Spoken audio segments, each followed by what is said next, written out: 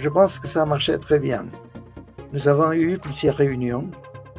Peut-être la principale était avec les recteurs et les autorités, où les autorités ont dit ce qu'ils veulent pour un deuxième accord.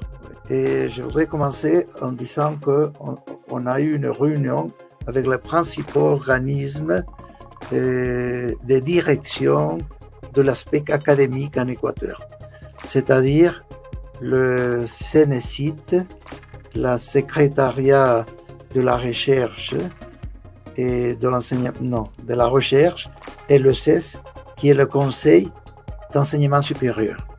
Les deux réunions ont été très, très profitables, oui. Et la mission a pu voir quelle est l'opinion, ce qu'ils pensent, les principaux autorités de l'Équateur en ce qui concerne la recherche de l'enseignement supérieur. Puis, on a eu la réunion avec les autorités de l'Université centrale, les recteurs, les vice-recteurs, les directeurs de recherche et le directeur des affaires internationales. Et en principe, on a écouté les autorités. Et surtout, on a écouté les autorités sur ce qu'ils pensent sur un nouveau accord. Je dois ajouter que, en même temps, dans cette semaine, on a fait 5 ateliers dirigés par Jérôme directement de la Belgique. Il a eu des réunions avec les doyens des principales facultés, avec les chercheurs, avec la partie qui s'occupe du genre et de la digitalisation et aussi de l'environnement.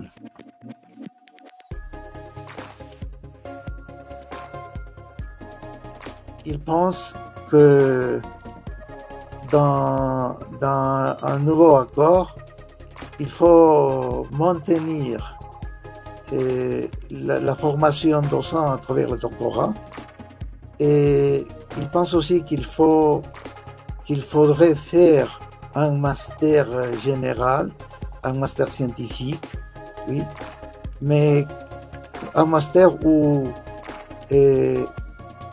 différentes personnes de différentes professions pourraient y participer. Oui. Et ça, ce serait quelque chose qui pourrait déboutir après dans un doctorat. Oui.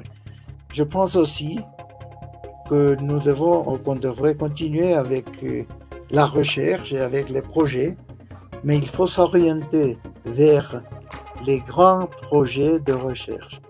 Qu'est-ce que je veux dire avec les grands projets? Des projets pas seulement intéressants pour l'université, mais des projets qui seraient d'utilité pour la société équatorienne. C'est ce que je pense en général. Un grand projet pourrait être un projet sur... en espagnol, c'est biopharma. Et l'autre chose, c'est le master que je mentionnais tout à l'heure. Oui. Un master sur les ressources naturelles et l'environnement.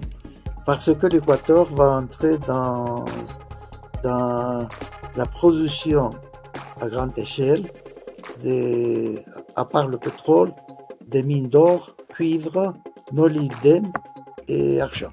Ouais.